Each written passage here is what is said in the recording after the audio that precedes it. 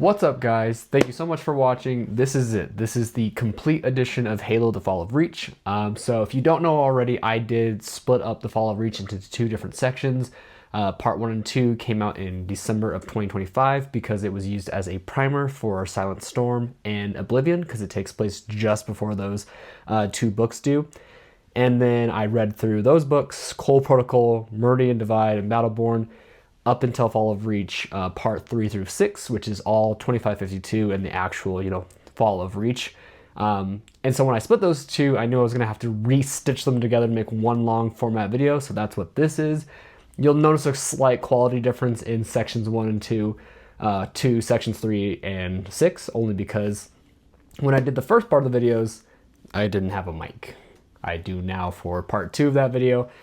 So yeah, that's pretty much what this is. It's just the complete edition. So if you've already watched part 1 and part 2 of The Fall of Reach, you don't need to watch this. I'm not really discussing anything new. If you've not watched those at all, you can either watch them in, the split version that they are to get like the full experience, or you can watch this one where it's a more narrowed down to just the story. I did keep at least the beginning of part 2 because I feel like it had the better intro to the details of, the overall book, the different versions. One thing I did fail to mention for part 2 that I somehow mentioned in part 1 but forgot for part 2 was one of the things you could read to prepare for The Fall of Reach is the Halsey Journal. And the Halsey Journal is perfect because it's weird in that it's a companion to both Reach the game and the Fall of Reach book. And what I mean by that is there's a part when they talk about a specific rock that has a greater meaning. I don't want to spoil it for you if you haven't really read any of these and want to see what I'm talking about in the video. What you need to know is there's a rock that's super special in the Fall of Reach. It's discussed in this, which is funny because, again, this was a companion for Reach the game, which was made to retcon the book. But overall, this is something you can definitely read as more of a companion. I honestly probably should have read it alongside my reading of The Fall of Reach. You'll probably know some things I spaced out or didn't talk about, specifically because I didn't read this. I am planning on making a full-length video for this in its own because it is a decently sized book and has some great details for The Fall of Reach and the overall Halo franchise. But yes, this is just the long version of Halo: The Fall of Reach that came out in 2001 and is being re-released in the big 2026 for the 25-year anniversary of Halo. So thank you guys so much for watching. I hope you enjoy Halo: The Fall of Reach.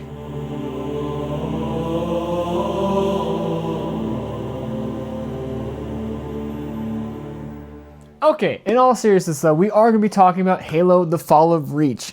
It feels honestly amazing to finally get to this book because, quite frankly, it is one of the best books in the entire franchise. Anytime people ask me what Halo book they should start with, 99% of the time I'm going to say The Fall of Reach unless there's like a specific part of Halo that they absolutely love. But typically, always it's going to be The Fall of Reach. It was the first book, and honestly, it's the best book. Okay, so Halo: The Fall of Reach was released on October 30th, 2001. It came out just about 2 weeks before Halo Combat Evolved. So yeah, basically, Halo is a book series before a video game series, guys. I'm just saying that's why the books are more important. Anyways, though, Halo: The Fall of Reach was written by Eric Nyland. This was obviously his first book with Halo, mostly because it is the first Halo book. And quite frankly, I think we all got to give a round of applause to Eric for just making such a superb book based off, I don't even know how much information he was given by Bungie or any of the story writers at Halo, because, as we know with Halo: The Reach the game, this book has not really been their favorite. Not saying that it was a bad book in their eyes, but just that they kind of wanted to, make it not canon. We'll talk more about that by the end of this video. It certainly, though, will not be Eric Nyland's last book that we talk about. Obviously, the next book is going to be Halo: The Flood with William C. Dietz. May he rest in peace. And then after that, we already get into Halo: The First Strike, back to Eric Nyland, then Halo: Ghosts of Onyx, and, that will be his last book. Unfortunately, I do think they should get him back for another one. Just saying. Okay, so let's talk about the cover. Now, The Fall of Reach has gone through, not really a number, but 2 different cover designs. In 2001, this was our cover. It is honestly it's such a classic cover. I mean, I bet you when you think about Halo: The Fall of Reach, 99% of the time, you're probably thinking about this exact cover with the Master Chief, and I'm assuming what would be blue team in their Mark V armor fighting in an unknown city, and I'll get more about what I mean about that here in just a moment. Now, this cover was designed by Lorraine McLeay, who had joined Bungie in 1998 as kind of like a freelance artist, and then went off to join Bungie a little bit more with some cinematic artists work in the actual game. So this was kind of her first crack at Halo. Phenomenal cover. But the reason why I talked about it is I don't know where this city takes place is because my assumption would be Reach, somewhere in Reach. The reason why I'm, probably, just picking hairs at this point is, spoiler alert, Master Chief never fights the Covenant on Reach. At least in this book. There's literally, he's in space the entire time. And if that's obviously him right there in the front of the book, then clearly something's going on. Now, the second cover that came out with the 2010/2011 editions and has kind of been the cover up until 2019 was designed by Gabriel Garza, aka Robo Gabo. I hope I'm pronouncing that right. And that is the cover you see here. I also have a copy of the definitive edition right here as well. Basically the same cover, just again, they went from like this more shiny look to a more matte look with the different versions and the different publishers. All you really know is that I actually do enjoy this cover just a little bit more because one, it's Chief, Kelly, and Sam on the cover wearing their iconic Mark IV armor. They're holding MA-40 assault rifles from Halo Reach, and you see the planet of Reach getting glassed in the background. The reason why I like this one a little bit more is because I feel like it makes a little more sense. I do love seeing like the little funny like logos that they have on these so you can tell who is who. Like Kelly has a rabbit on her chest piece. Chief just says 117 and Sam down here says 034. Obviously the 117 is on the wrong side of the chest piece, and as far as we know they didn't ever actually have those on their armor pieces, especially on the Mark V, though I wouldn't be one to say don't bring it back. But yes, these are the covers. These are the covers of The Fall of Reach, at least for the official books. There are other comic books, and of course the Halo The Fall of Reach movie have their own covers. I'm not going to be jumping into those. Well, I might briefly talk about the comic book, but I might do that in its own separate video, or I might not. I don't know yet. But yes, these are your Fall of Reach covers. These are the only versions besides the Polish edition, which I'm not going to talk about purely because I know it's not AI, but that just looks like something you would see from an AI at this day and age if you told it to make a Halo cover. And the other one being the Halo, the Master Chief Omnibus cover. I'm not going to talk about that because one, I've already done so, and two, it's a cover for 3 books, not purely just the Fall of Reach. But yes, these are our Fall of Reach covers. The original version kind of has a boring back, just giving you a description of the game. Similar to the other one, but it just has the cover art also on the back. The first prologue starts off in 2535 on the planet of Jericho 7. The Master Chief is already the Master Chief. Basically, they're on this planet trying to fight the Covenant. We see a couple of the different teams, red team, blue team, and green team. The fun thing about this is we know that we're getting a re-release of this book sometime next year. And they're saying they're tweaking numbers and dates and all that just to, again, make it fit better with the lore. One of these things I think they're going to fix is in this book, it talks about how Chief says there's 4 of them in blue team, but then he says blue 5 a lot. And it's kind of like, wait, so are you counting yourself? And then like, why is the numbering not working here? It's a little weird and funny, but I think it's one of those small things that they're going to fix, or maybe they're not and I'm just misreading it. But overall, all you need to know is they're on this planet. They are essentially blue team's trying to be a diversion for red team. While red team sneaks into basically a Covenant stronghold and plants a nuke. This is essentially where Covenant supercarriers come down, land, deliver troops and supplies.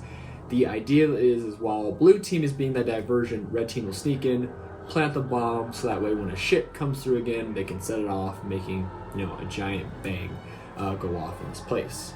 After the mission is a success, all of the Spartans are actually called back to their ship. And the reason why is because the Covenant is just going to start glassing Jericho 7. Chief and the rest of his Spartans make it back to their ship. Chief asks to watch the glassing of the planet. The captain says that's fine. Chief watches it, and it's just one of those things that, you realize it's been 10 years of Covenant war for the Chief, so he's seen many planets burn, and each time is harder and harder to watch.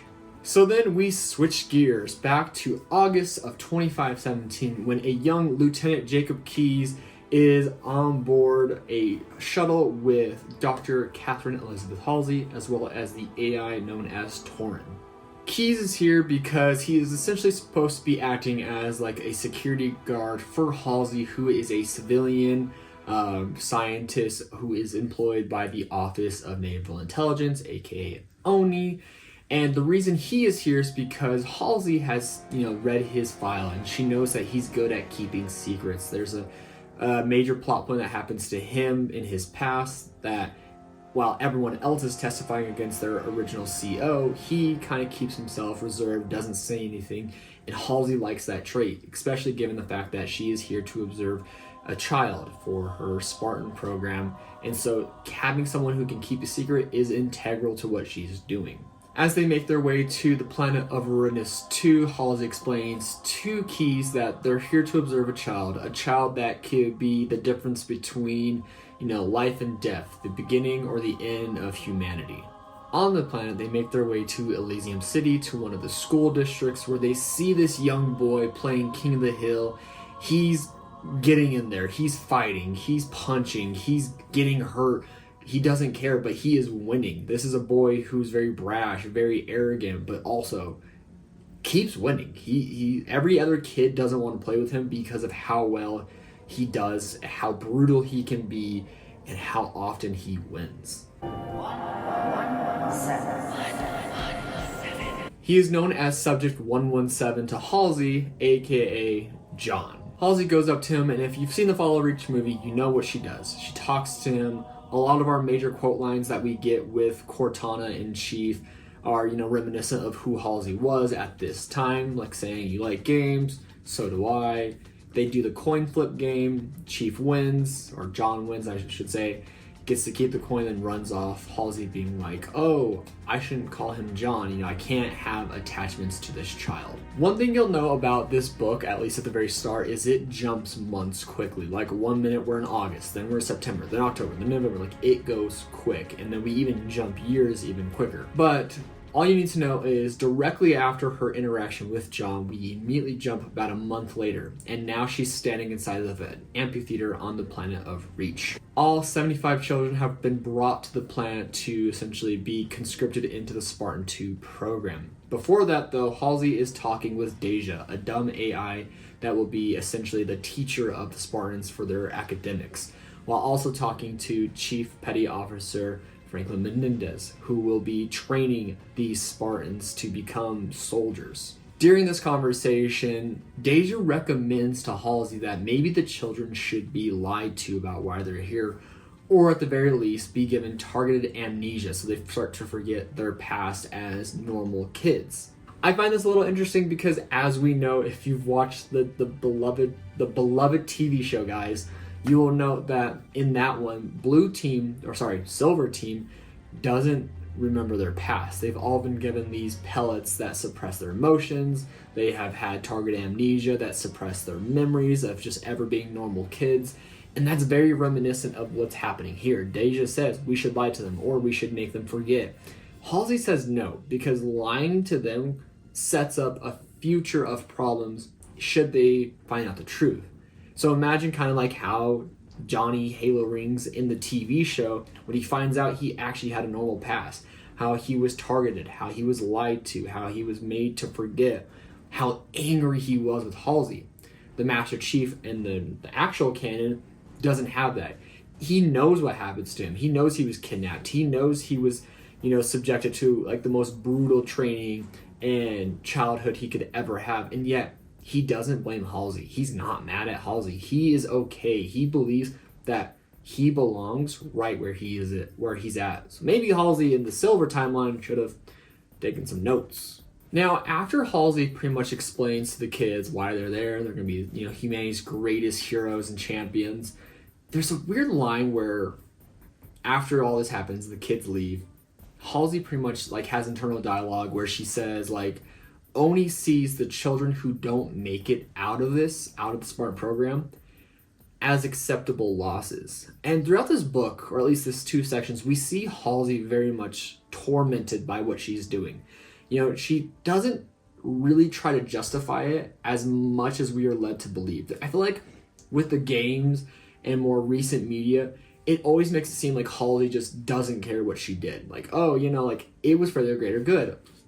Humanity will absolve me of my crimes in the future.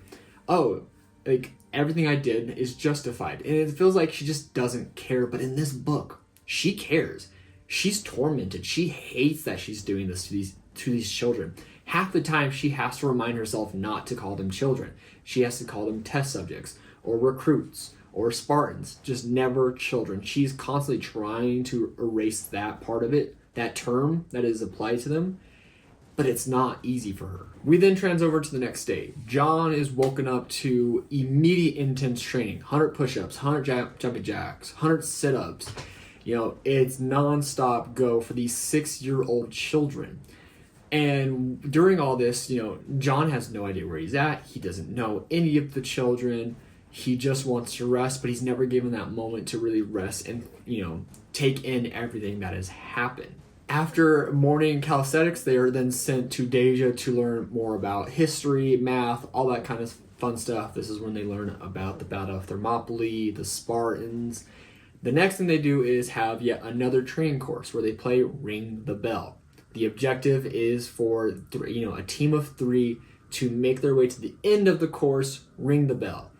Teams who win, pretty much every team besides the very last team, get to eat dinner, which is things like turkey, hot fudge sundaes, brownies, like all this like very rewarding stuff you got to have at the end of this brutal day, while the last team of 3 doesn't eat. John is paired with Kelly 087 and Sam 034. John doesn't see them as people who can really help him get through this, so he sees them more as people who will hold him back, other kids that aren't going to win. He believes himself to be the best, so therefore he will win. So the moment the training course starts, he immediately abandons them, makes his way to the end of the course, and he wins. He's the first to ring the bell. He's super excited, saying like, yep, I'm the best. At the end, Mendez pretty much says, yo, everyone gets to eat except for 117 and his team. And John's like, what the hell, I won. And Mendez says, well, you did win, but your team lost. And if your team doesn't win, you lose. Now, this is funny enough where one of the movies gets a little twisted. In the movie, it makes it seem like John immediately takes this and goes, oh, okay, I understand. I have to help my team win in order for me to win. All right, I'll apply that now. No, that doesn't happen. In the book, John pretty much is pissed. He is annoyed with Kelly and Sam. He even says that he has to think of a way to get back at them for making him lose. And I'm like, what the? This kid sucks. So the next day, everything pretty much goes the same. Morning calisthenics, then teaching from Deja, and then they're once again doing Ring the Bell. And this time he is once again paired with Kelly and Sam. Kelly and Sam pretty much shove him and say, like, you better not make us lose this time. And this is where John kind of goes, okay, fine, we can work together. And they do, and they don't come in first, they come in third place, but they win, technically, and they get to eat dinner, and this is where we see the friendship start for Kelly and Sam and John. We then fast forward 2 years later to 2519. John is now 8 years old along with his fellow Spartans. They are now doing the wood expedition. Now, what this mission is for each child to be dropped off into a different part of the wilderness on Reach, and each is given a small fragment of a map. Their objective is to use their little fragment to make it to the exfil point and get off. The last trainee not to make it will be left behind and has to walk home on a very long walk. Immediately, John shows leadership traits by, while they're in the ship, he spots major landmarks saying, hey, let's meet up here, pass that along to the other recruits without without Mendez or anyone else hearing. While they all finally, meet back up somewhere near a river, everyone's kind of figuring out, okay, so who's being left behind? How do we determine that? Draw straws. And John says, no one's getting left behind. I'm going to find a way for us all to make it home. They all make it to the exfil point using the map that they all collectively brought together. They spot some soldiers who don't look to be in UNSC, regulations. So using what they learned from school with the wolves, they are able to, as a ginormous 75 group, take down these 4 non-standard military officers and then use autopilot to take the ship back to base. Seeing all this, at first Mendez seems pissed because they were UNSC officers. They were there to guard the ship and make sure the children got on the ship. However, John, being who he was, didn't see them in regulation, saw them as possible enemies after taking them out and stealing the ship, explains all this to Mendez and Halsey, who then say, all right, well, you're being promoted to squad leader. After this, we then do yet another jump from 2519 to 2525. So now John and the Spartans are 14 years of age, and this is the day that they will be receiving their augmentations. We do get a list of the augmentations, what they do, such as bone grafting to make their bones nearly indestructible, thyroid implants to help growth being quicker and faster, all these other things that I'll leave a list of right here. And Halsey gets a message from an old colleague of hers where he explains like, hey, your hypothetical augmentations, we did a test, or like a hypothetical test on what would happen if you did this to bonobo apes. And these are, Halsey said that she was doing all of these apes to really throw them off. And again, they're supposed to be all hypothetical, but they're the closest things to humans she could find that wouldn't raise suspicion. And he pretty much says like, the risks are high. The failure rate is high. If they live, they're going to have severe side effects.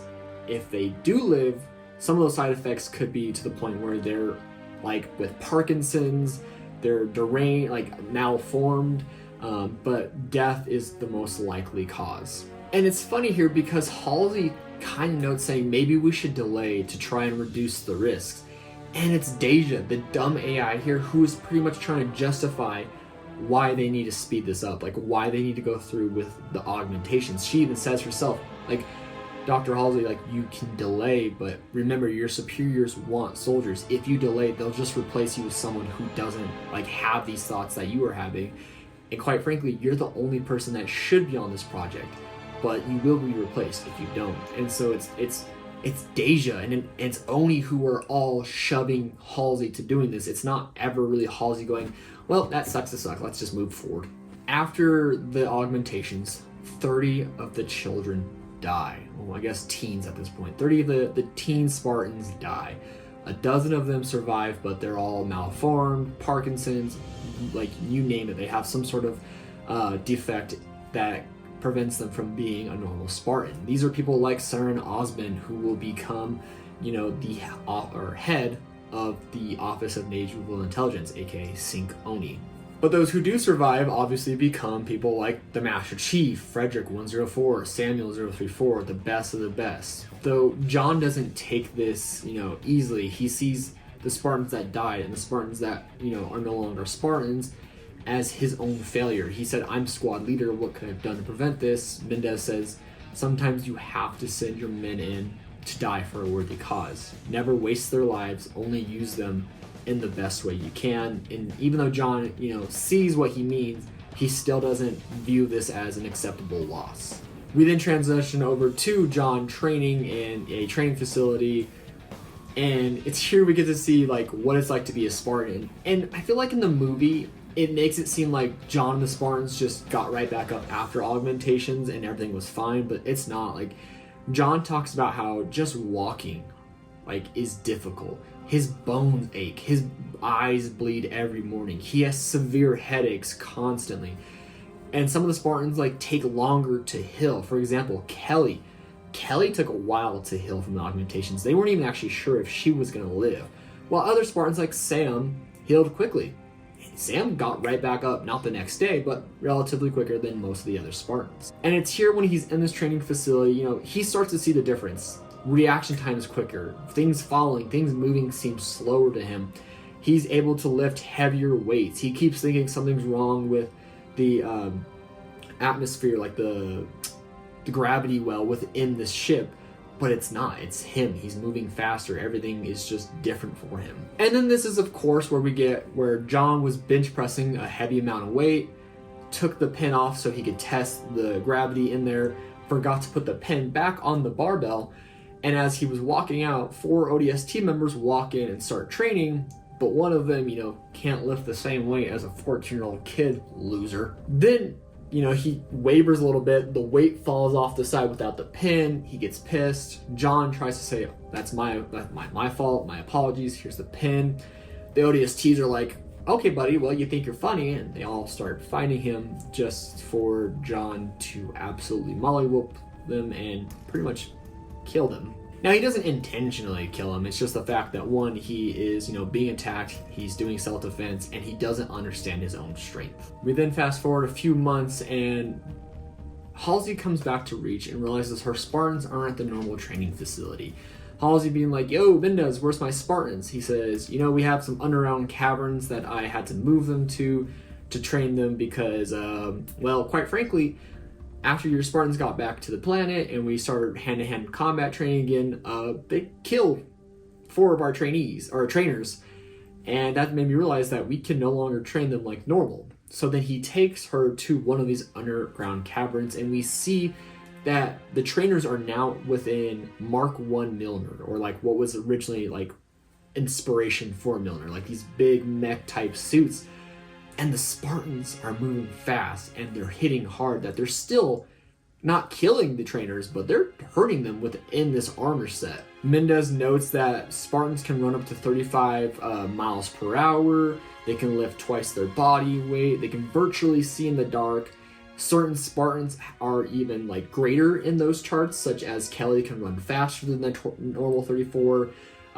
Since Samuel is so much bigger than the other Spartans, he can lift a little more. It's like these different variation traits within each Spartan, but what she needs to know is what you expected has been greatly exceeded with these Spartans. Seeing this, Halsey says, okay, cool. I want to send them on their first mission. Oni wants them to hit the ground running. Can they do that? Mendez says, yeah. And she's like, okay, cool, because things are about to change. And this is where he notes, like, oh, I heard some crazy things were going down at Harvest. Like, is that true? And she says, your intel's off. There is no Harvest. Now, this is honestly why I say you should read Contact Harvest first, because there's a lot of talk about Harvest in this book, at least within section 2, where you get to see the amplification into the Covenant War. Like, they don't say Covenant, they don't talk about aliens for quite a bit, but you hear Harvest has fallen. Something's going on Harvest, and you're like, I know what happens here. Anyways, fast forwarding, the mission that the Spartans have been tasked with is to capture the rebellious or the insurrection leader, Colonel Robert Watts. He is currently hiding within an asteroid belt on one of the asteroids big enough to hold a city. Kind of think about that city that is in the TV show. Yes, I know we hate a TV show, but it's similar to that type of like city civilization that they have in those asteroid belts. Their mission is to find Watts, secure him, bring him back. John is promoted to Petty Officer 3rd Class, and he is told to pick a team of Spartans to go into this mission. John, realizing that he can only take a team of 5 to 6, chooses, obviously, himself. Kelly 087, Samuel 0034, Linda 058, and Frederick 104 as his team. Now, there's no mention of blue team, so to speak. It's just his team that he chooses. And he gives off a brief description of each Spartan, why he chose them. Fred is very good with knives. He's also comes in second. And John feels like Fred could probably come in first in a lot of things, but doesn't like the attention. And I think in the later lore it says that Fred didn't come in first because he knew he could, but for him, he wanted to, defer to the chief. He saw John as their leader, and he wanted to maintain that legacy in view of John.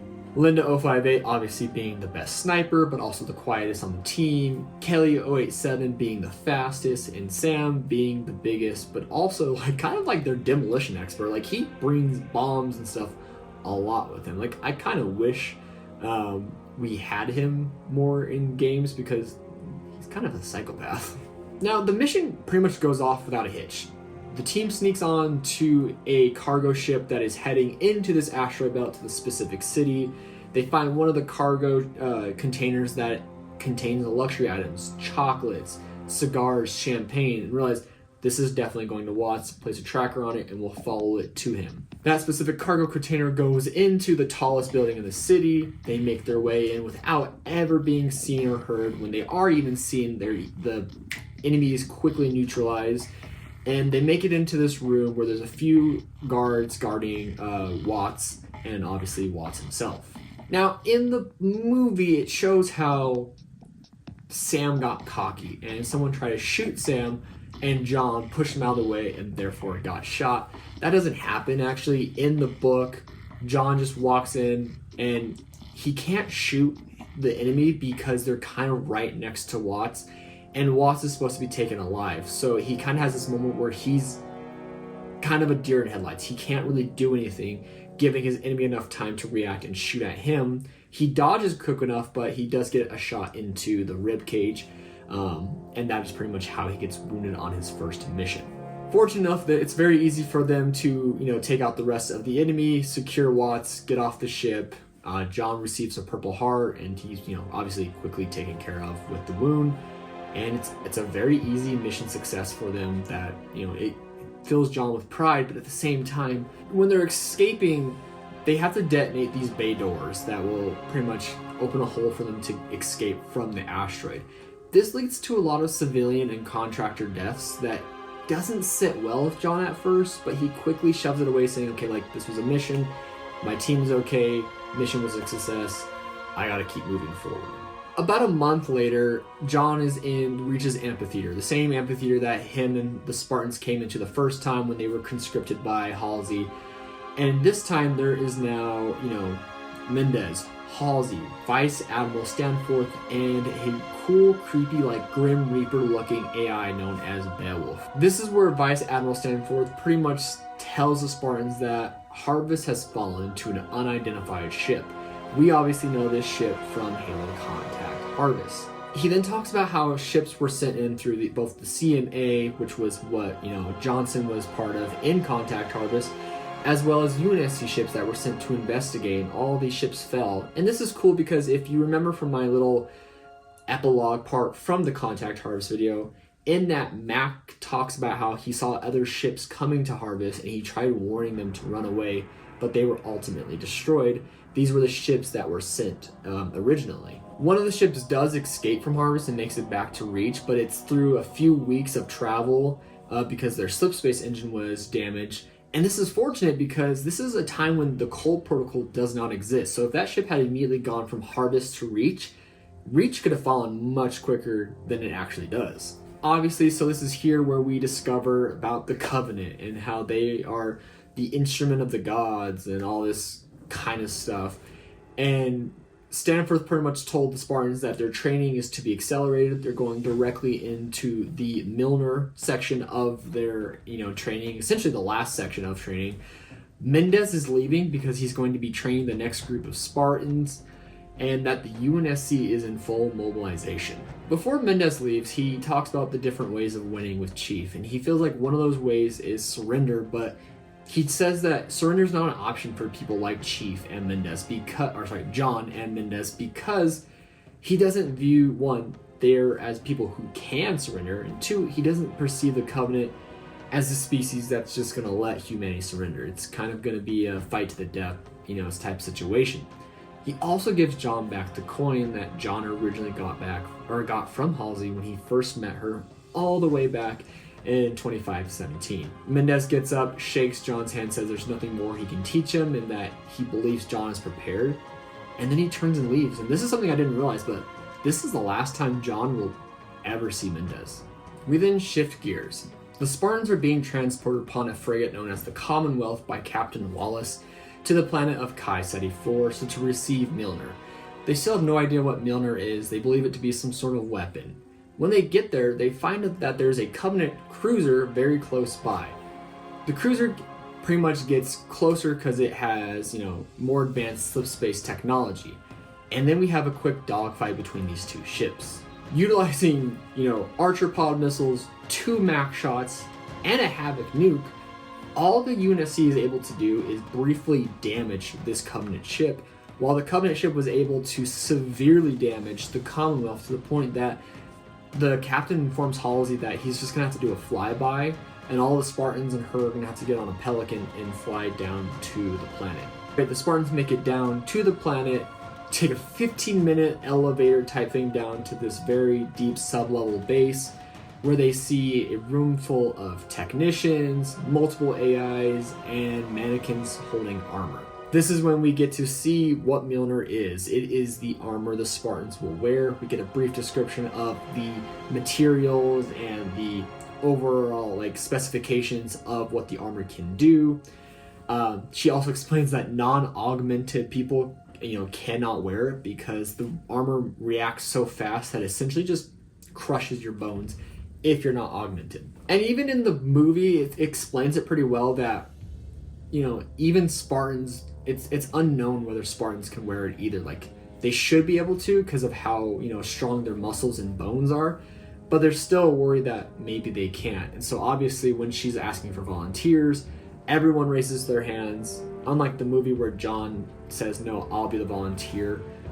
In this one, everyone raises their hand. Halsey goes, John, you're the lucky one. Let's go with you. John puts the armor on, and even he has like some quick issues with it. Like when he tries to salute, he moves too fast. When he tries to do certain movements, it goes too fast, and it bruises him. He even says like parts of it hurt him, but at the same time, it feels light, and it almost feels like a secondary skin. Like he almost doesn't feel like he's wearing armor, but it is hard for him to get used to the movements. And at first he's a little worried about like hand signals because they're so used to using it, but then he learns that like the onboard communication systems with the other Spartans is so much more seamless and easy. And that's one thing I like about Halo books is the way they utilize like pinging and like all of the communication systems in the Mjolnir armor. Obviously it doesn't do full justification for it here, but it will in a later novel. After every Spartan receives their armor, they're realizing, okay, we're good to go. Captain Wallace informs them that like, okay, we need to leave now, that ship is coming back. So they take every Spartan in their armor, all the technicians, Halsey, obviously all the AI crystals, and a few spare sets of armor onto a Pelican. And again, Pelicans, are relatively big, but that is a lot of people in one Pelican, plus spare Mjolnir armors, which weigh roughly a ton. I don't really know that's possible. I think this is one of those parts where maybe when Eric Nylund was writing it, he didn't know the full specifications and designs of a Pelican enough. But either way, they all get off the planet, and just before they're getting back to the Commonwealth, John realizes that the best way to attack this Covenant ship is to strike first. So then he pretty much asks that if him and his Spartans can go EVA, board the ship, taking some of the warheads that are on the ship, and detonate them within and escape.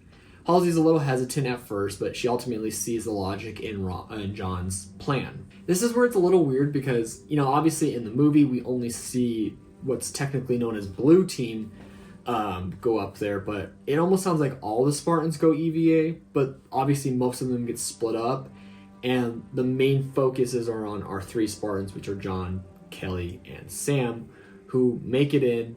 They board the ship, find their way to the reactor.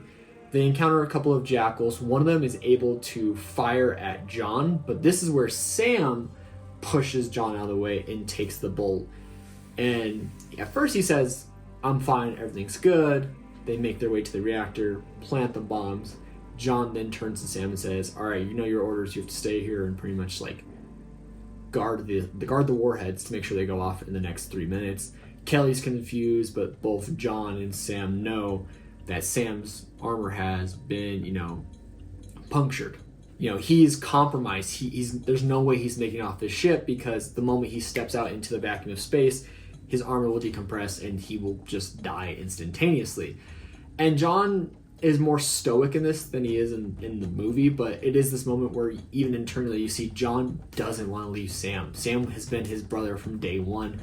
He wants to stay and fight with him. He wants to protect him.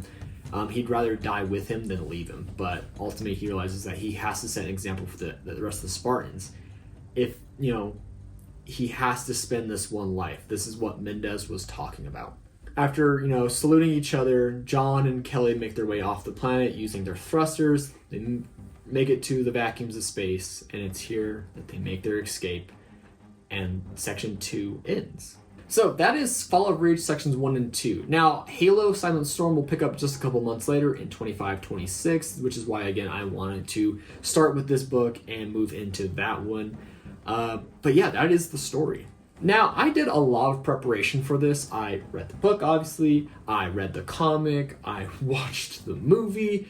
And I even read Halsey's journal. Pretty much everything is pretty much seamless. Even the movie does well with a lot of things.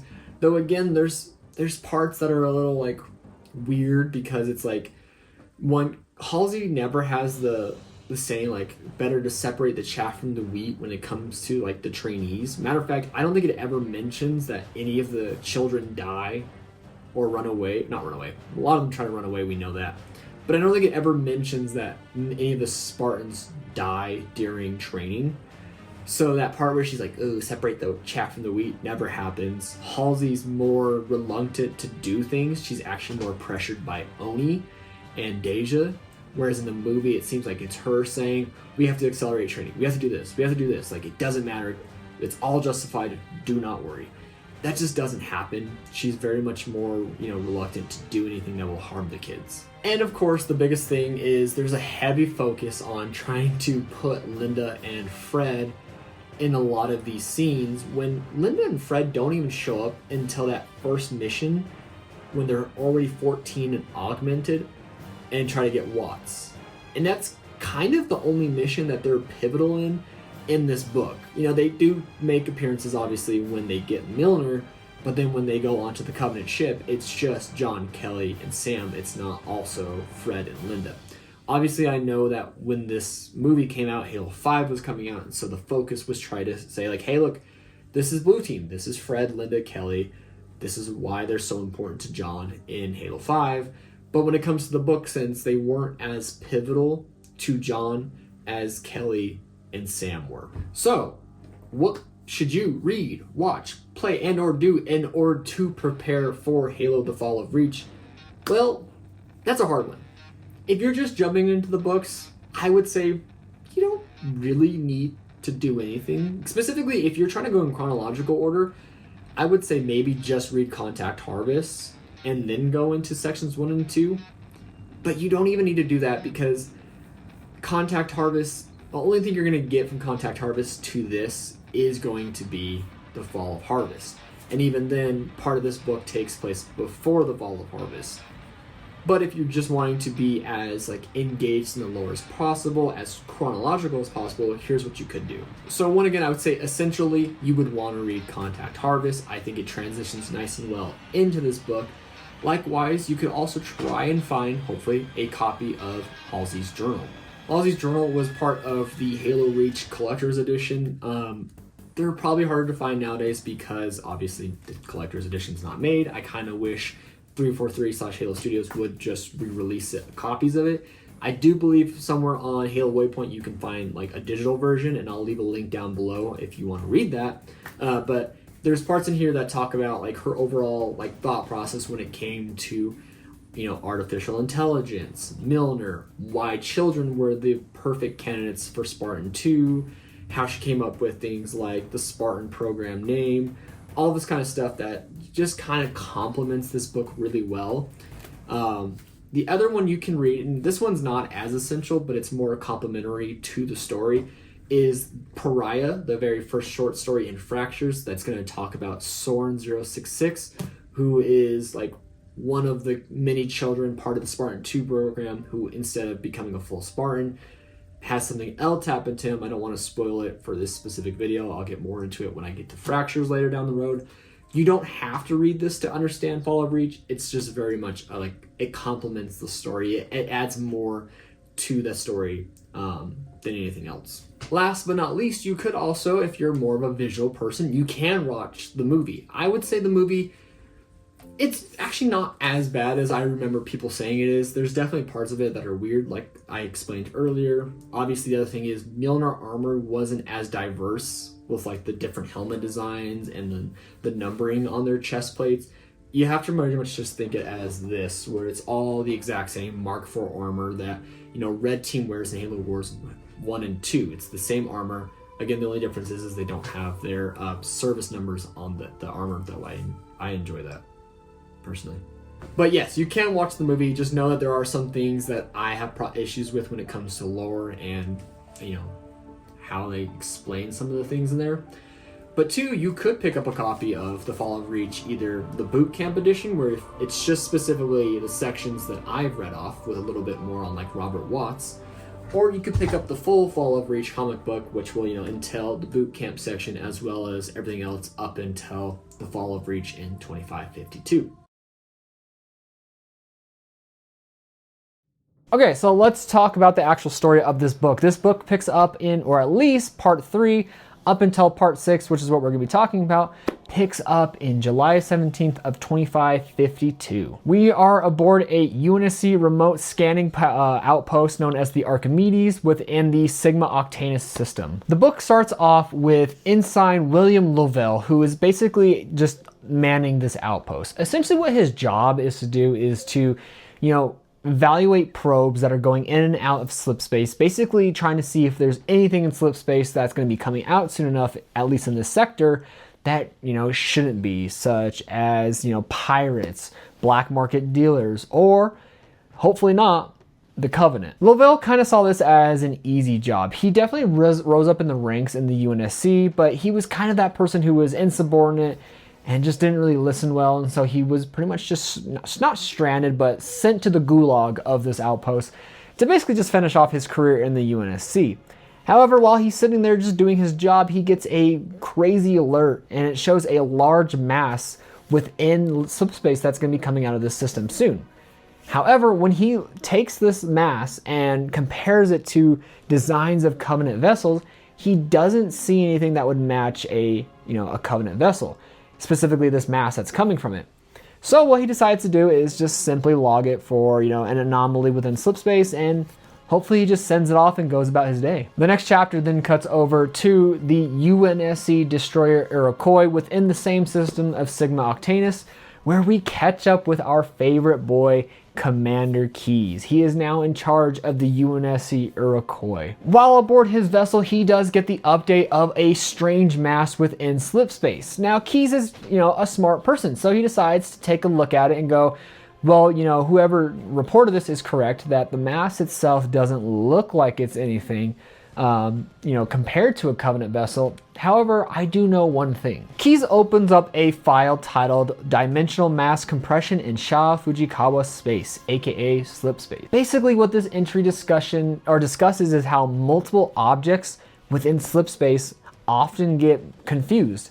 At least for probes. The sensors might read it as one giant mass, when in reality it's multiple objects coming through. With this information, Keyes realizes that this is the Covenant. Like, no other fleet is supposed to be coming here within human space, so obviously this is a Covenant army coming. With this information, Keyes contacts FleetCom and speaks with Vice Admiral Michael Stanforth, who we've seen previously in other books and earlier in this book. We can still get a sense that even though Keyes went from being an instructor from, the beginning of Cole Protocol, if you haven't seen that video already, go watch it. But he went from being just a normal, instructor at Luna to now being, of course, a commander of his own ship. But a lot of people, especially in the higher ups, still think that Keyes belongs in this position of just being an instructor, nothing more, nothing less. Either ways, Keyes informs Stanforth of the potential Covenant invasion coming to Sigma Octanus, and more specifically, the planet of Sigma Octanus 4. Stanforth agrees with his analysis and says that he's going to be sending,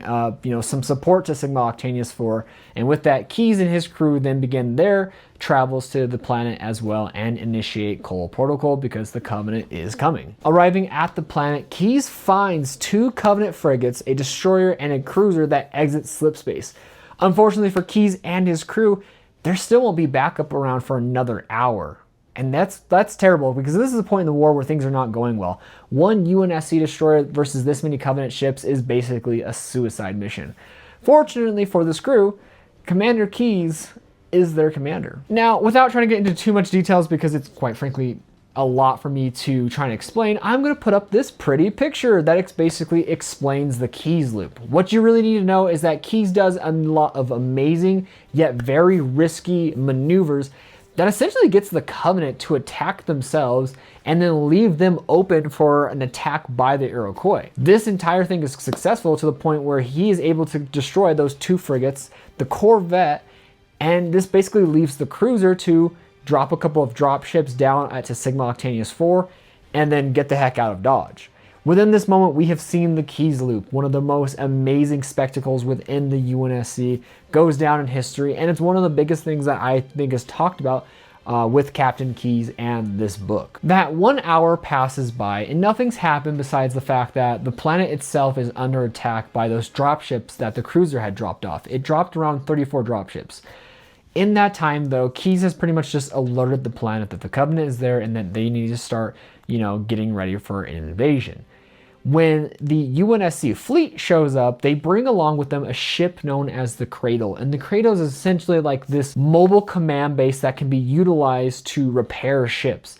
And it's necessary because in this moment, the Iroquois was, even though able to do a lot of heavy maneuvers and prevent itself from getting mostly attacked by those Covenant vessels, it did take some damages from ramming another ship, from some of, utilizing some of its missiles, to the point that it's going to take roughly 30 hours for the Cradle to repair and refit this ship for Captain Keyes, or Commander Keyes at the time. With this, Keyes goes back to his command quarters to try and get some rest because the Covenant will return. They're not going to just drop off a few people and then just never come back. They're clearly here for something, though he doesn't know what for, and that's what concerns him. During his little time of R&R, at least within his little headquarters, he starts to think about getting rid of his navigations officer, a man known as the name of Jaggers. And the reason why is Keyes has never really liked Jaggers. He swore on his life Jaggers drinks on the job. He's kind of insubordinate. He complains a lot. And during the whole Keyes loop, Jaggers at one point, not really mutinied, but was on the brink of mutiny because he was questioning Keyes' orders with this entire maneuver they were doing. So with that, Keyes realizes he's going to need a new nav officer. And luckily enough for someone, not really though, Keyes was impressed by the amount of details that Ensign Lovell had essentially put in that report of the anomaly of the mass coming out of slipspace. Keyes looked at it and said, whoever put all this in, all this information, and reported it, knows their shit.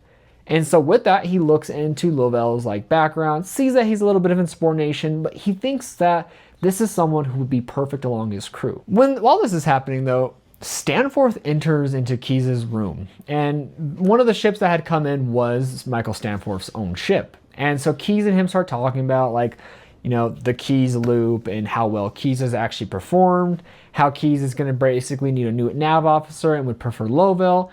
And in this moment, Stanforth promotes Keyes from commander to captain. So here we are. We have our first official look at Captain Keyes, the man who will basically pilot or at least command the UNSC Pillar of Autumn in Halo Combat Evolved. As his conversation with Stanforth ends, Stanforth makes his way back to his ship, and Keyes kind of utilizes some of the cameras aboard the ship to watch Stanforth go back to his ship. And while he's studying Stanforth's ship, he happens to spot a UNSC Prowler, or an Oni Prowler, near his ship. And that immediately sparked something in Keyes' mind and let him know, okay, something big is going on here. We then cut to the surface of Sigma Octanius 4, where we meet a group of UNSC Marines who were sent out to basically set up sensors, to basically, make sure that they can sense any more movement, radar, anything type of troops coming towards their base. However, on this little escapade, they did run into the Covenant, and they ran into not just any Covenant, but hunters. One of these peoples is known as Corporal Harlan, and it's not going well for this team. First, they try to make their way back to their smaller base, and when they get there, it's already destroyed by the Covenant. So then they decide, hey, let's go to Alpha HQ, also destroyed. But it's their last little haven because, even though it's mostly destroyed, they do find not really a lot, but a few other Marines there that have survived. When they get there, they are informed that 99% of the fighting force within this base has been killed. And that Corporal Harlan, again, Corporal, is now the highest military service member at the base, making him in charge. So he calls in for help, and basically he's told by what I assume is Stanforth saying, hey, we read you loud and clear.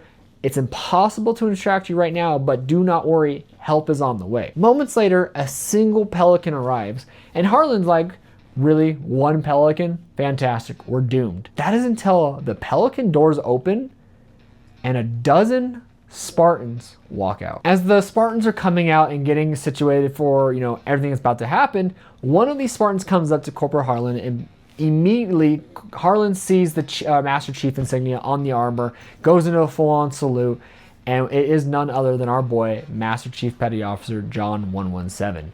Chief immediately talks to Harlan and says, like, hey, what's going on? Debrief me. And Harlan says, like, it's gone to shit. I have a lot of injured people on my crew. Like, we need to get out of here. And Chief pretty much says, okay, cool. Here's what you're going to do.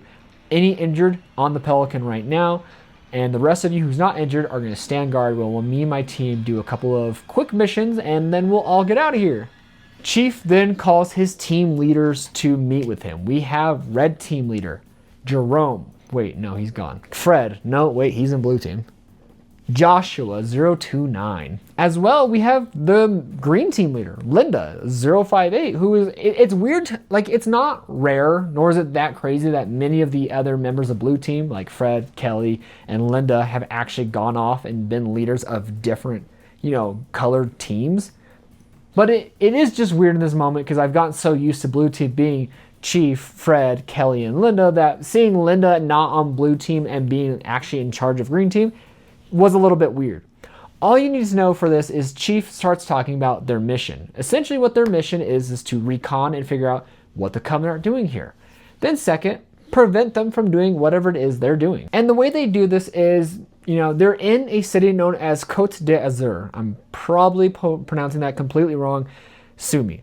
But they are within the city, so the teams are going to go there in 3 separate ways. Basically what you need to know is that we have 3 squads of Spartans of 4.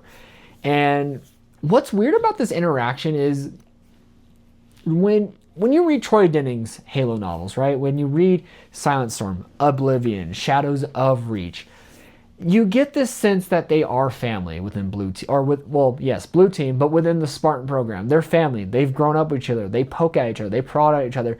But there's obviously always the chain of command and the respect that comes with it.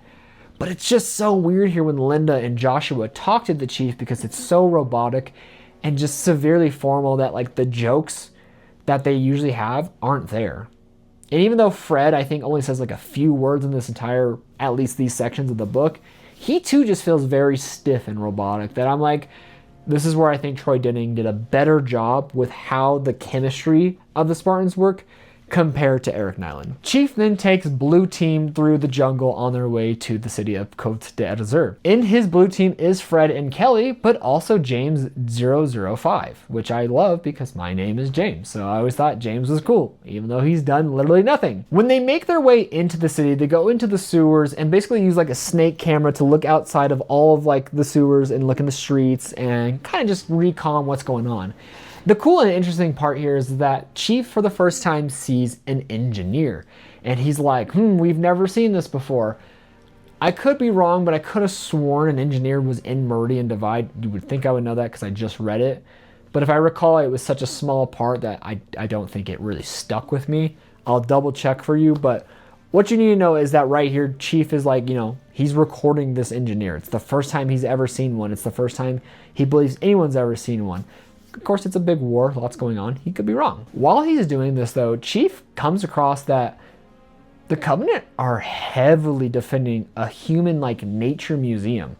And that's weird because typically the Covenant has never cared about anything human, especially like buildings. Typically, buildings get destroyed quick. So he kind of marks that as, this is something we need to investigate. And then when he checks in with Red and Green Team, he gets an update from Joshua from Red Team saying like, yo, we found civilians. We need to get them out of here. Now, what I didn't tell you is that the whole plan is to recon in here, of course. But after they recon and ensure that there's no civilians in the city, they were ordered by Oni to nuke the city when they were done. And so right here, finding the civilians tells John that Red Team and Green Team need to work together and get the civilians out. And while they do that, him and Blue Team are going to go investigate what's going on inside this museum. For the moment, though, we do cut back to the Iroquois. And what's cool about this is, Ensign Lovell is now here. He's no longer on his little Archimedes outpost. He is here on the Iroquois. And the moment he walks in, you can see he's confused as to why he's here, but Keyes puts him to work. He makes him hit the ground running. And what I love is at first it makes you think Lovell, when you meet him at the beginning of section 3, is that he's gonna be more like, you're not the boss of me. But no, Lovell hits the ground running. He gets to work. He flows with the rest of the command crew. It's just, I liked the way he developed. And this is where it's a little different than the pilot that Keyes had met in the Cole Protocol. I thought for sure that he would be, you know, kind of like what Lovell is right now. Some significance to Keyes' mission, but he died so quickly that I was like, oh, cool. It's been 6 hours since Keyes, you know, met with Stanforth. He's gotten some sleep. The ship has gotten some repairs. Not a lot, but enough to get the systems running, and it's been rearmed to the teeth. And what we learned here is that the Covenant has returned, and Stanforth has an idea. And what this idea, at least explained by Keyes here, is that they're going to get in kind of like almost, think of a Revolutionary War-esque type of like formation. The ships are going to be lined up, and they're going to do kind of like volleys of shooting at the Covenant. So that way, like, each ship is taking like just an insane amount of damage, and enough to where one can break the shields and another one can put damage within the ship. Keyes says this is a high risk but very high reward formation if it works. The problem is Stanforth is being very hard on everyone. He's not letting them break formation at all. And it gets to the point when the Covenant returns fire on the UNSC fleet that the Cradle comes up and gets in front of all these ships and takes the brunt of the damage, and it gets destroyed. Every crew member that was on the Cradle dies, but that leaves an opening for, once again, these UNSC warships to then volley once again on the Covenant ships. And once they get that second volley out, that's when Stanforth says, everyone break apart, pick a ship, and start attacking. Like, make sure that no one is left alive. During the fight, though, Keyes still feels like something's up. Like, why would the Covenant why would they do this quick dropship maneuver and then have it to where it feels like something bigger is going on and we're not seeing it. So he tells his command crew to start scanning the planet to see if they can find anything, and they do. They find a single lone ship hovering in a geosynchronous orbit of the planet of Sigma Octanus 4, and it's transmitting something. Something is being transmitted from the planet to this Covenant vessel. Keyes then decides to ram this ship. And once he does that, he tries himself to intercept this transmission until it's ultimately cut off. And he's about to get attacked by another Covenant ship before him and the rest of the squad are saved by the other UNSC ship. But before this lone ship can even attack or get destroyed, it leaves. The Covenant just leaves the system. Not the ones, of course, on the planet. They're trapped. But every other ship that was in orb or in space fighting the UNSC just leaves. And everyone feels like they won. Like, there's this sense of victory amongst everyone within the Iroquois. But Keyes doesn't feel like this was a victory. He feels like whatever they were here for, they got it. Back in the city of Côte d'Azur, Chief and the rest of the Blue Team sneak into this museum, kill a couple of jackals, are looking around, and they stumble to a room where they see two behemoth Covenant species basically like putting this rock into like a little container. And they're also using this transmitter to transmit something into orbit. This would obviously be that thing that Keyes had found, or at least detected, being transmitted. What's weird about this part is that John and the rest of them it seems like have never seen hunters. They certainly explain them in a way that like they've never ran into them. And that is a little weird when you think about, one, it's been a 20-year war at this point. Like, this war has been going on since 2552. At the same time, we have seen Master Chief fight a hunter in Halo 4 Forward Unto Dawn, which takes place before a Halo Oblivion. So like, he's fought a hunter before, but here it's like, never seen one before in my life. Either way, Blue Team engages with the hunters, and it's a tough battle. In fact, it gets so tough that at one point the hunters use their plasma cannons to shoot at James, and it literally takes his arm off. It's kind of brutal. But fortunately enough, they're able to basically get the hunters out of the room, get whatever this rock is that they were so happy to put in some sort of container, and then destroy the transmitter, which is why the transmission ended for Keyes and the rest of the crew in orbit. Chief and the rest of the team get back into the sewers, get out of the sewers, and get all the way back to their little Alpha HQ base, regroup with the rest of Red and Green Team with the civilians they saved, get aboard the Pelican where Corporal Harlan and his people are at, escape the planet, and nuke the city. Mission success. Back aboard the Iroquois, Keyes is kind of like recounting everything that happened, and he just, again, doesn't feel like this was a victory. Before he could really get into it though, he is ordered back by Michael Stanforth to return to Reach because there's something big going on. And it's not what you think. The planet is under attack, but there is a big plan that they have, and they're going to need someone who's like an excellent captain, and that's Keyes. Roughly a month later, it is now August 12th, and we are on Reach. Chief is headed towards Camp Hathcock. He's heading there to be debriefed by Oni, and he's in his naval dress uniform. He meets with Keyes. Keyes recognizes who John is, even though right here, John's like, I've never met you before. And Keyes is like, I have, but you wouldn't recall because it was a long time ago. And we kind of get some inner, like, a dialogue with Keyes talking about how he feels the guilt of, like, his role and everything in helping basically with the kidnapping and indoctrination of the chief, but he doesn't dwell on it. And for some weird reason, I know this is gonna sound terrible. Maybe I'm a Halsey guy, so I agree. He should not dwell on it. Either ways, Chief is called into the briefing room where at first everyone in this room is arguing. He can't really tell who is who because they're all covered in the shadows.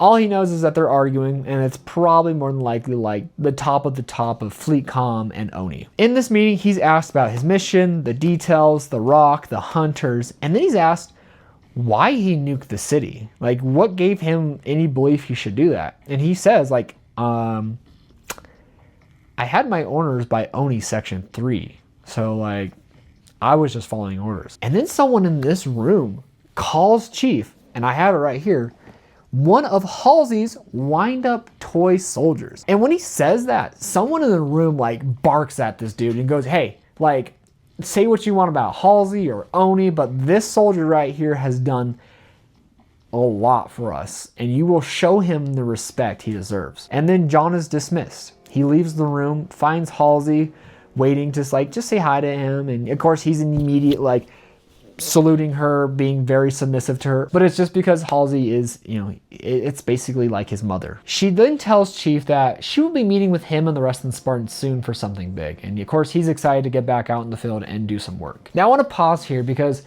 I see a lot of people who argue that like the way Del Rio acts with John, or the way John reacts with Del Rio, or just any time that the chief is disrespected is weird and it's kind of like 343 lore. I disagree, because here we are seeing someone basically badmouth the chief. I'm going to reveal who it is. At least, fun fact, if you read the Halo the Fall of the Reach comic, it shows you who calls Chief a wind-up Halsey toy, or toy soldier.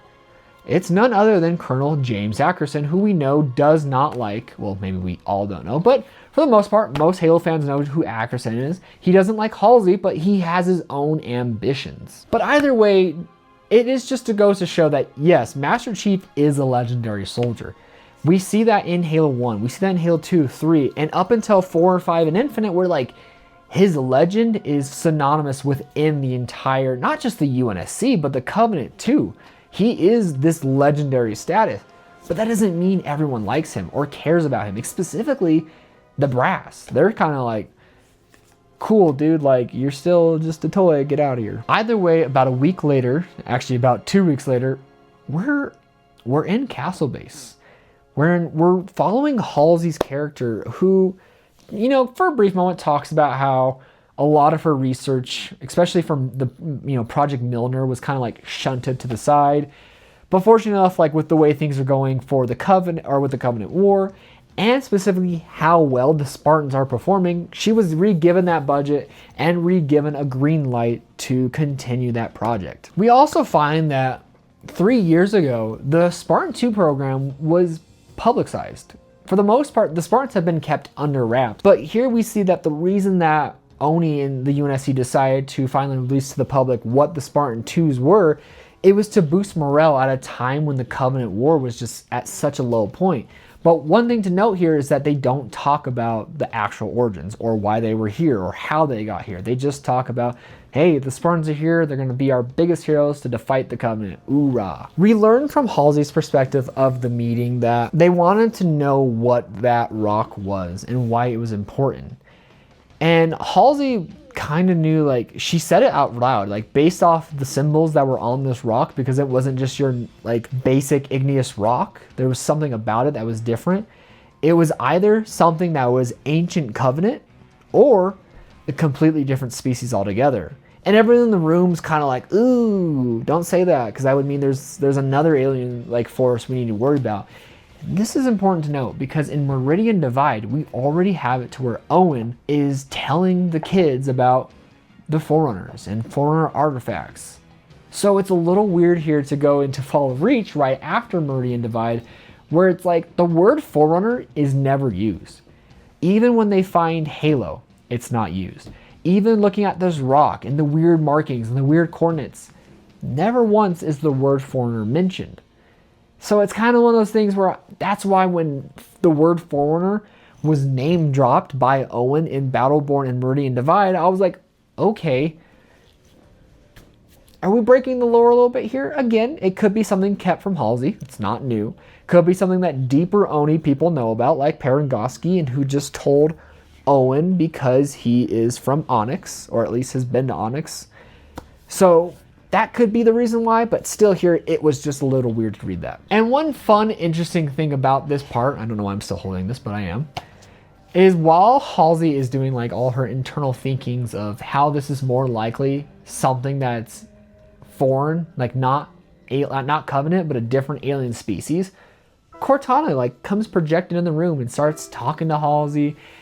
And it's here that we kind of get Halsey's perspective of Cortana. Cortana is like her best AI. She reveals that she got approval from Oni to make another clone of herself, or at least clone brain parts, to be used to make Cortana. And so basically, Halsey starts questioning Cortana on her own analysis of the rock and everything. And Cortana comes to the same conclusion.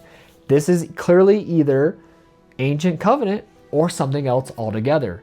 Basically, one, it's to test Cortana to see if she is as intelligent as Halsey expects her to be, and two, just to see how close to Halsey Cortana is, because she is, in essence, a clone of Halsey. And we get revealed that there have been, a series of specimens used to create Cortana, so there are more things or more, clone parts that can be used to make more Cortana models, and that is important for a much later book, which you probably don't need any introduction to. But all in all, we hear that Cortana is kind of a yapper, kind of a know-it-all, but Halsey's like, yeah, that's how I was when I was young. I can't even be mad. Anyways, Halsey confirms to Cortana that Project Milner will go forward. And right here, Cortana looks out to this wall of pictures. She has a picture of all the Spartans and asks, who will be Cortana's Spartan? And Halsey says, well, who do you want? And of course, Cortana chooses John. And she goes off her reasoning like he's, brave. He seems to have something about him that's just probably luck, but altogether, he seems like the perfect Spartan. And in fact, looking at it statistically, him and I are almost a perfect match. Perfectly perfect. And Halsey kind of wonders to herself, is it statistically, is he perfect for her? Or is it just because since Cortana's based off Halsey's brain, Halsey already favors John. John is her favorite Spartan. That is her baby. So is that why Cortana's choosing her? Or him? Altogether though, Halsey agrees that yeah, John will be the one you're paired with. They then start setting up the next set of the mission. What ship? Pillar of Autumn. Cool. Who's the captain?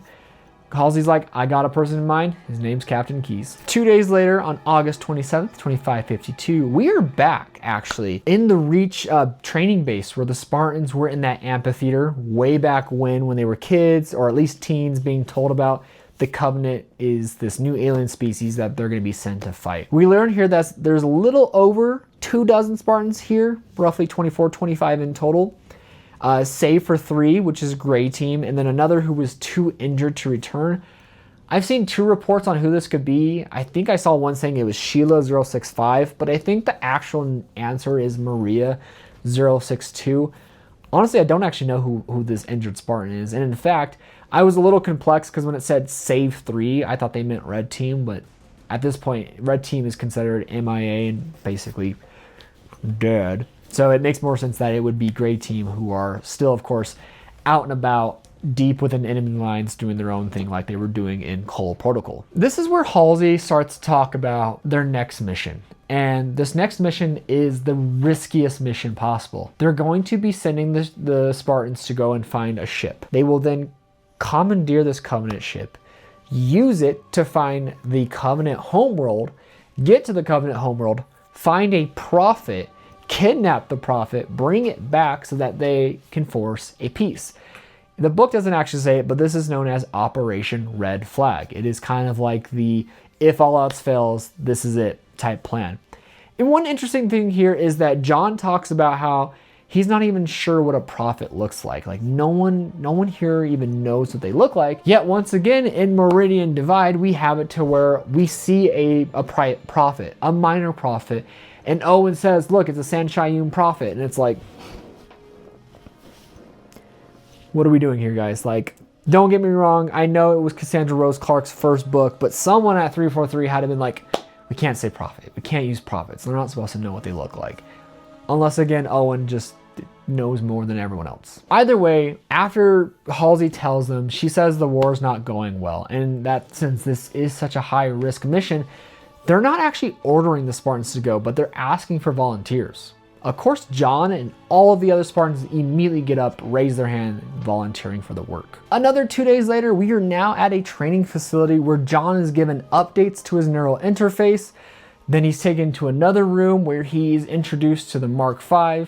Basically, it's been given some minor adjustments compared to the Mark IV, but there are two major ones. Major one is that he has energy shields. This is the first time the Spartans have had actual full-on working energy shields.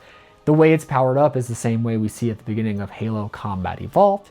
The second major update is the fact that he can now interface with an AI to the level that like a UNSC ship would be. And this is where John is introduced to Cortana. And I don't know, I guess with having Infinite's little, memory unit where it shows John meeting Cortana, reading this part was honestly just kind of like heartfelt to me. And at the same time, it was heartbreaking because of what we know with Cortana. Now, say what you want of whether Cortana going bad or not was a good part on 343, but I will say is that overall, like, I think that it was kind of a good start and finish with her. Either way, Halsey tells Chief all about Cortana, how she will be interfaced with him directly through his helmet and through his neural interface within his head, and that like basically Cortana would have the ability to help Chief react, to be more efficient, to be faster.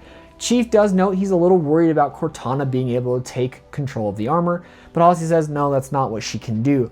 All she really can do is translate kind of like the impulses in your mortal cortex directly to the armor. Basically just allowing for quicker and more efficient reaction times, just sending those brain signals to the armor quicker so he can react. It doesn't mean she can control it, just make it faster. Halsey then tells Chief that like he's going to be going through a training obstacle. The obstacle or the goal, ring the bell, just like he did when he was 6 years old, when he first did not work well with Sam and Kelly. Here he is once again playing that exact same mission, but without them. It's just him and Cortana. And this scene is so cool. First and foremost, he does a quick hand-to-hand combat with some ODSTs. He doesn't want to kill them because he's like, the UNSC needs every person they can take. But by God, these people are not going to be getting up anytime soon. He basically hits them with the Batman combo and says, now talk. Well, he doesn't say the now talk, but let's just say that they're going to hate Spartans, specifically the Chief, for the rest of their lives. I would. He then goes through a couple of like normal obstacles, you know, like there's one where it's like these turrets that are facing him. There's one where it's landmines, and he uses Cortana to like determine where the landmines are. He uses Cortana to react faster. And then the last part of the mission is him getting attacked by this jet. This Skyhawk comes in and it's trying to kill Chief. Like it's shooting at him, it's launching missiles at him. Chief uses Cortana's ability to, you know, obviously do fast math, and he's able to react and deflect a missile, not enough to where it doesn't do anything, but enough to keep him from being taking the full impact. After that, he rings the bell and we hear Halsey say, Colonel Ackerson, call off your people, he won. And it's kind of like, okay, So Ackerson had a part in all this. Another 2 days later, we have it to now where Cortana is above the UNSC Pillar of Autumn. They brought the Pillar of Autumn to Keyes and said, what do you think of it? He's like, it's kind of a slow piece of crap. Strong, they're durable, but they are slow and they are old. And they're like, yeah, we agree. That's your baby. And Keyes is like, Either ways, Cortana's on the ship doing system checks just as Captain Keyes is about to arrive. While she's doing this, Cortana gets into a little bit of mischief. She looked into that training that John and her were doing and discovers that like Halsey allowed for live fire, but not to the degree that was actually utilized. The missiles, the sentry guns, the landmines were all Colonel Ackerson's. And we learned that Ackerson wanted Chief to fail because he wanted to utilize and say like, look, Halsey's even grand hero is a failure. Support me in my goal, my project. And of course it failed because it's John and Cortana. Either way, Cortana took that personally, as she should.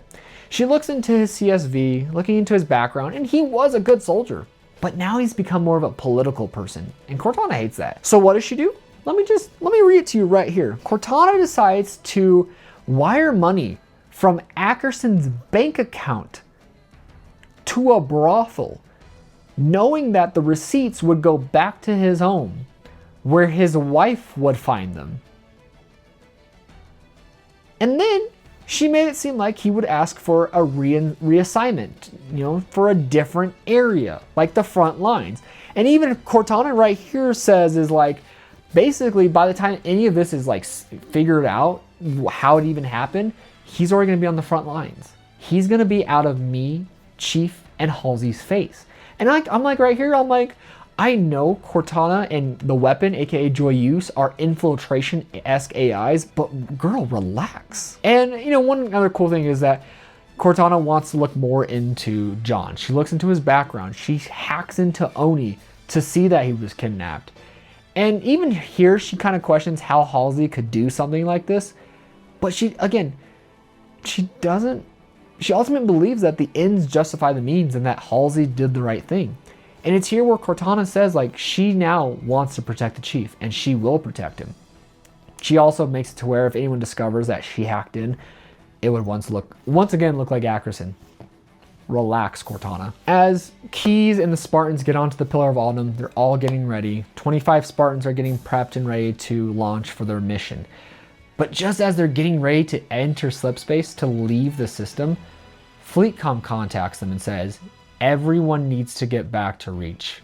The Covenant is attacking. There's one small little chapter in here. It's literally like a page. All you need to know is that a prowler known as the Circumference had docked at one of Reach's space station, like docking stations. We're gonna call it Gamma Station, that's what it's called.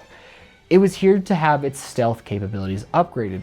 But then they found out that something, an AI, was hacking into the system, trying to figure out what this ship is. Oni wanted to keep everything about this ship to the toppest secret they can keep it. That they decided to maintain secrecy of the ship by scrambling its registration numbers, isolating itself from the docking computers that it's at, implementing computer intrusion software, and engaged alpha security. What this all means is that this docking station and its AI who runs it does not know that there is a ship docked onto it known as the Circumference, and it cannot access it. And that becomes real vital soon. We kind of cut back to just a little bit before when the rest of the unit or the Pillar of Autumn's informed about the Covenant coming. We hear about this other remote outpost sensing station known as Fermion. And here, Chief Petty Officer McRobb and his crew are going about their day, being normal, checking the sensor probes to see if there's anything coming out of slipspace they need to be worried about. And they come across a large mass. And they realize that this mass, or at least Chief McRobb goes, I've seen this before with Sigma Octanus 4. The Covenant has found Reach. We gotta alert everyone. So they alert FleetCom, and they start activating Cole Protocol, but one of their computers is in a reboot system, so they can't access it and initiate Cole Protocol. So McRobb says, we gotta do what we gotta do, guys. He self-detonates the entire station, so that way the Covenant cannot get it. And 300 ships begin to arrive to Reach. Keyes comes down as John and the rest of the Spartans realize that the ship is pulling a U-turn. And when Keyes updates him on what's happening, John tells him, like, well, we don't actually have to scrap the mission, because if you think about it, we're going to have access to a bunch of Covenant ships. Just get us close to one that's been disabled. My team will get aboard and we'll continue Operation Red Flag. Keyes reluctantly agrees, but he's like, all right, if I can get close enough, you can, but I cannot guarantee it. And Chief's like, we just need the chance. The attack on Reach is immediately just bad. And the reason why is because there are over 300 ships, 314 Covenant ships that are just keep exiting the system.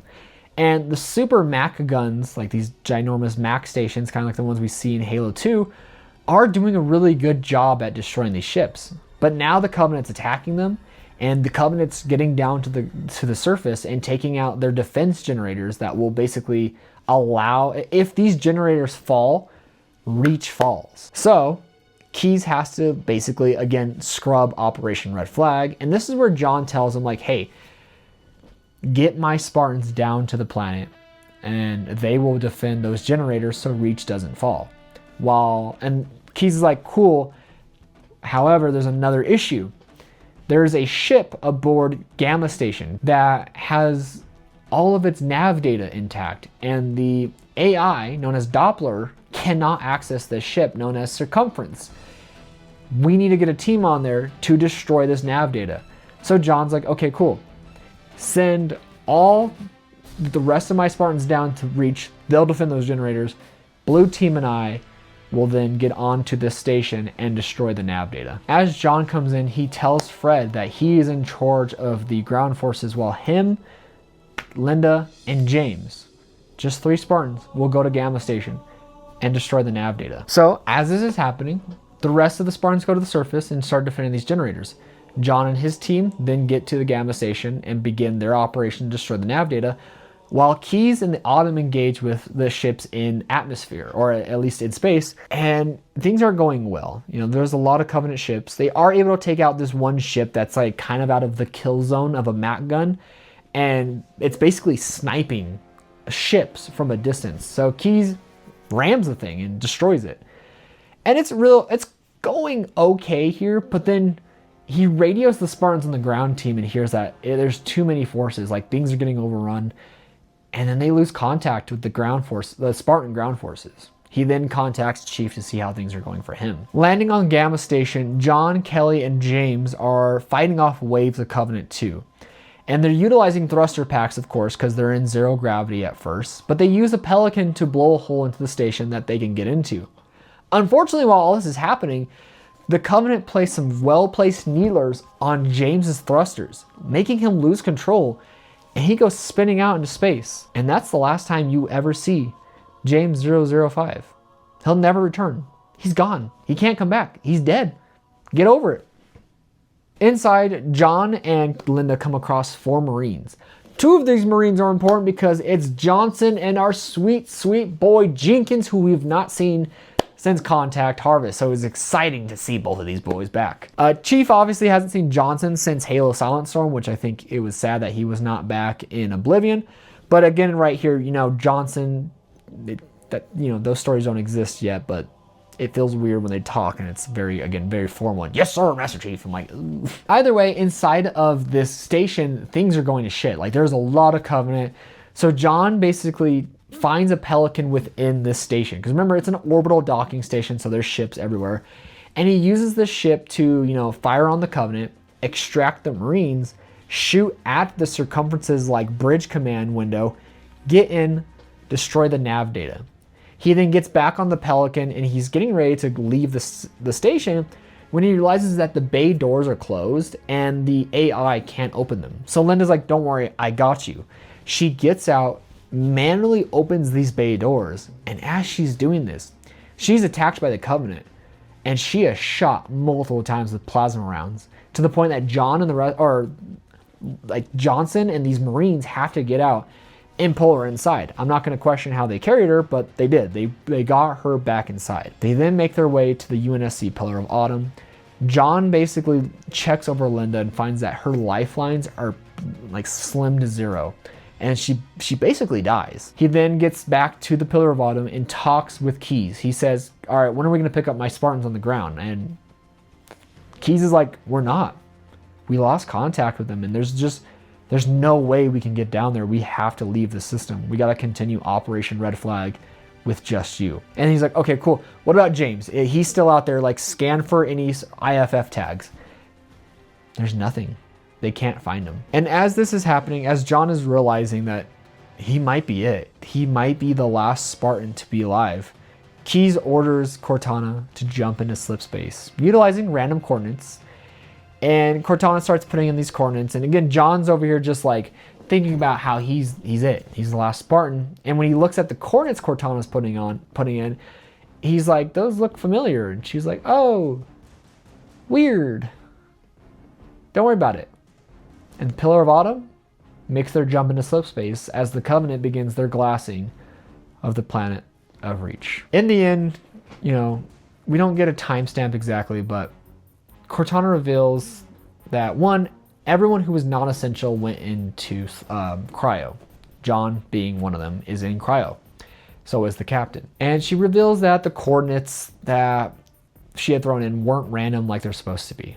They were coordinates based off that rock and this stuff that was being transmitted from the planet of Sigma Octaneus 4 to that Covenant vessel. That's why John recognized them. He recognized these patterns. She wasn't utilizing, when Cortana looked at the patterns, she realized that it wasn't like a language. It wasn't trying to say something. It was coordinates. And that's why she wanted to figure out what they were and why the Covenant was so interested in these coordinates. And that's why she threw them in there. When they begin to get near the coordinates, the crew starts to wake up. And, you know, Captain Keyes wakes up. During the time of cryo, they've been repairing the ship to the best of their ability. Cortana wondered if Halsey made it off planet. It was unlikely.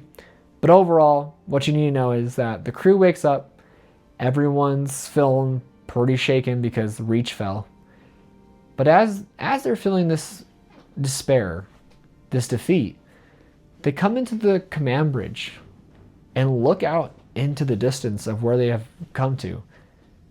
And they see a ring-shaped world known as Halo.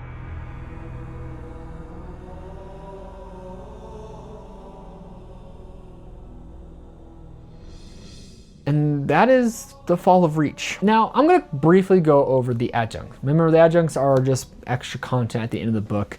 The original copy of the Fall of Reach did not have it, but the 2011 and the 2019 edition do. There are a total of, I believe it was 7 of them. And they're good, but there's nothing in here that like was major. So I will go through real quickly and tell you what each one's about. First one is about Captain Cole in 2530 interrogating an elite.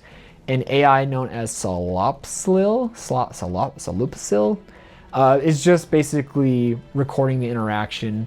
And ultimately it's them talking to this elite, and the elite's telling them that they're scum, they're an abomination to their gods, and the Covenant will destroy them. And that's what Cole's like, we cannot let them find Earth. The second one is actually kind of cool because it comes from Supreme Commander Luro Tarelomi on the actions of Fel Lodomi. And he talks about how Lodomi is reckless, has a good hatred for humans, but ultimately leads him into dumb things like abandoning his post. Lodomi actually did engage with a Spartan known as Sheila 065 and captured a human woman known as Halsey. Supreme Commander Luro basically knows that humanity will come for this woman and that they will be ready for them. And when they easily take out these humans, they will rejoin the fleets of furious retribution and rigorous prayer. Now this was cool because this is the Supreme Commander that is in Halo Legends for the mission The Package, where we see John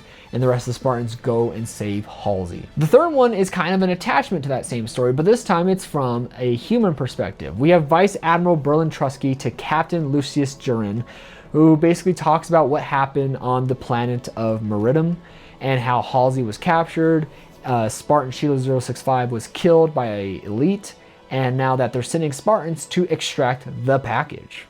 Number 4 is an Oni operative known as Mike reaching out to another Oni operative known as Agnes. And they basically just talk about Ralph I don't know if it's Ralph 103 or 303. I need to do more research, but in the book it says Ralph 303. Halopedia says 103. All you need to know is they talk about Ralph's basic, like, his troubled past, his becoming a Spartan, how he killed his own clone, and how that led to some serious psychological disturbances in his head. And it basically is what led him to, go through all that and then go back into the military as a normal person, as a Marine. And we see this person, Ralph, in Halo Legends with the whole Daisy mission, where Daisy's talking about her past. The fifth one is interesting because it's Keyes talking about the refits for the Pillar of Autumn, being annoyed that he cannot tell his crew the full mission of Operation Red Flag, and also having to keep secret that he knows that the Covenant is already attacking Reach on Planetside, because he says things like, many of these people don't know that we're leaving Reach, and more than likely it will not be here when we come back. So I think it was just kind of 343's way of shoving in that we already knew that Reach was under attack, rather than just it came under attack on August 30th.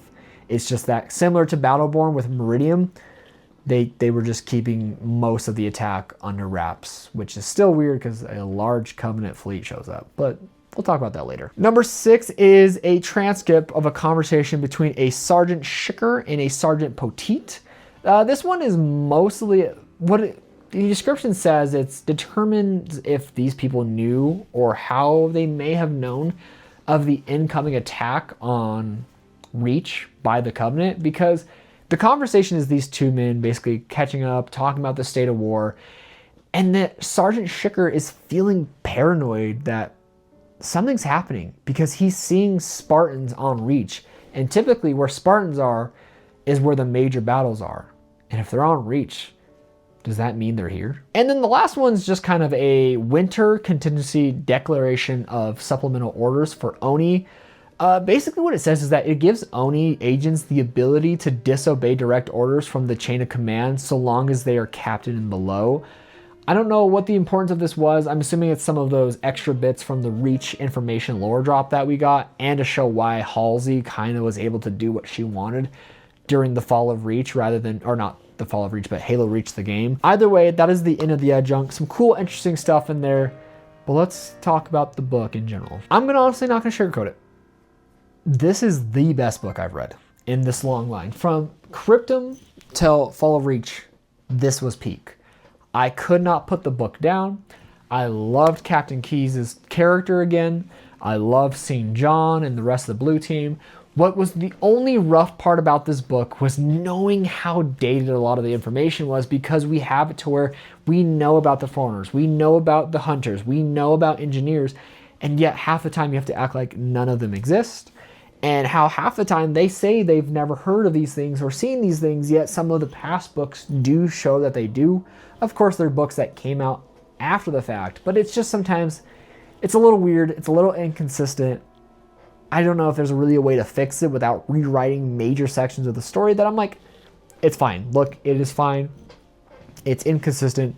It's not going to hurt the story. One thing I will say about The Fall of Reach, though, is it is like the heaviest adapted version of any Halo story. I mean, you have comic books of it, you have the original version, the 2011 definitive edition, the 2019 edition, you have the brand new version coming out this year, and of course you have the TV show. Okay, yeah, I own it. I'm sorry. It's a still book, and it has Halo. Yell at me. But overall, what I'm trying to get at is that Halo Reach, The Fall of Reach, is a beloved story. It is, in fact, the best book in the series, in my opinion. I think that even though we're reading through all these books, and one day I'll get to a point where I've caught up, it's not for a while now, I will go to my grave saying that this is the best Halo book. No story can top it. No story ever will top it. Some stories can get close, but quite frankly, The Fall of Reach is the pinnacle of what a Halo novel should be. And I hope that either they can get Eric Nyland back for one more book, or just someone out there is able to capture the essence that Nyland had and make a book in the Halo universe that's like similar to it. The Shadows of Reach was good, but it was no Fall of Reach. Kelly Gay is my favorite non-Nyland author in this series. She literally my favorite. But even her books, as well as they are, do not touch this book. I think just from first to last, it is a phenomenal book. The character development is fantastic. I love watching Keyes going from a young lieutenant to captain. I love seeing John going from a boy who's like, I just need to win and do whatever I want, to the Master Chief, to his meeting with Cortana, to his last game of Ring the Bell, where he went from that kid who didn't need help to relying on Cortana to succeed. It's such a great developing story that I think Eric Nyland deserves all the praise that we as fans could give him for just such a great book. My last thing I'm going to say on this book, and it will probably get me some hate by some of the game nerds. This book makes me hate Halo Reach. Okay, hate is a strong word. I'm wearing a Halo Reach t-shirt. I love Reach. It's a great game. It's a good story. My problem is that game was specifically made to retcon this. And I hate that because this is a fantastic book. I think there was a way for Bungie to still make this game and respect the book. You know, I would have loved more of actually being on Reach in this book. Do not get me wrong. The TV show is terrible. It is a bad show. I'm sorry. Actually, I'm not sorry, but 343, you messed up on the TV show. But what I will say is we give that show a lot of grief in season 2 for the Fall of Reach being only 1 episode.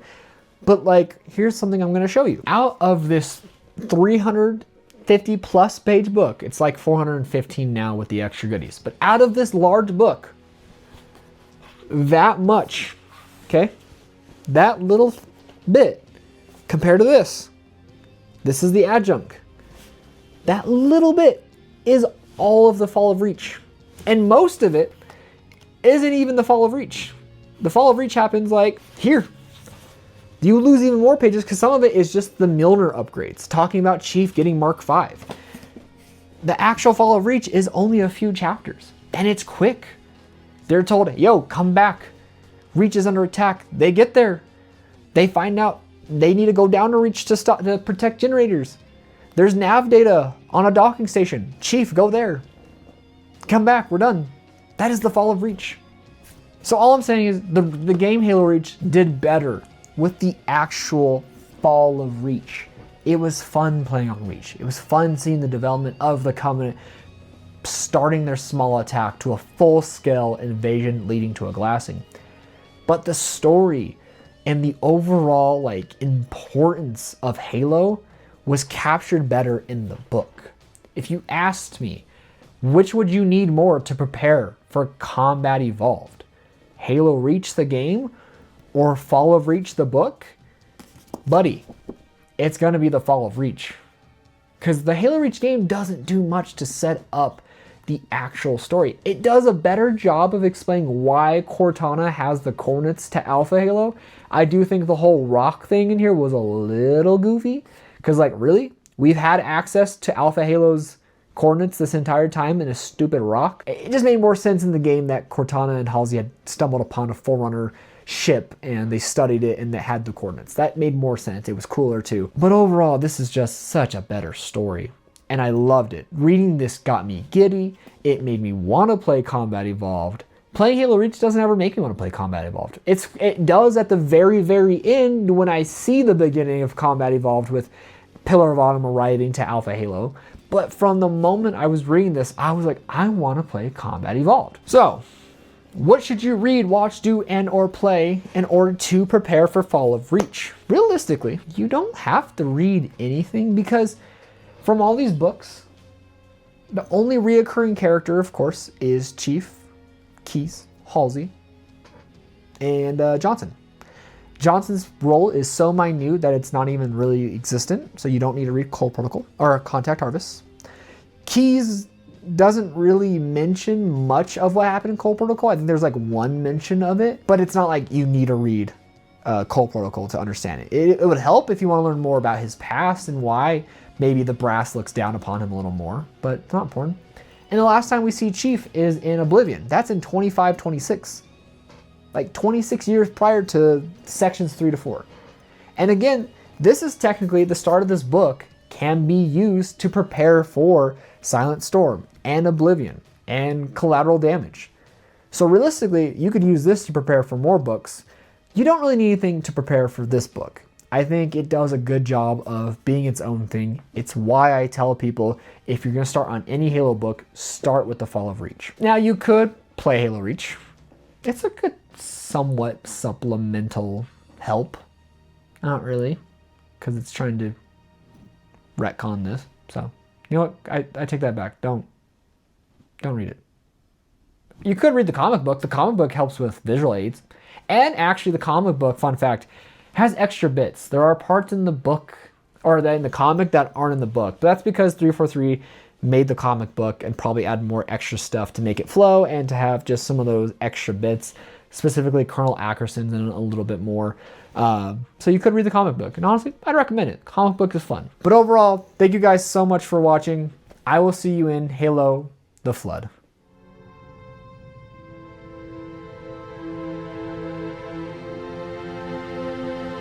Cortana, all I need to know is, did we lose them? I think we both know the answer to that.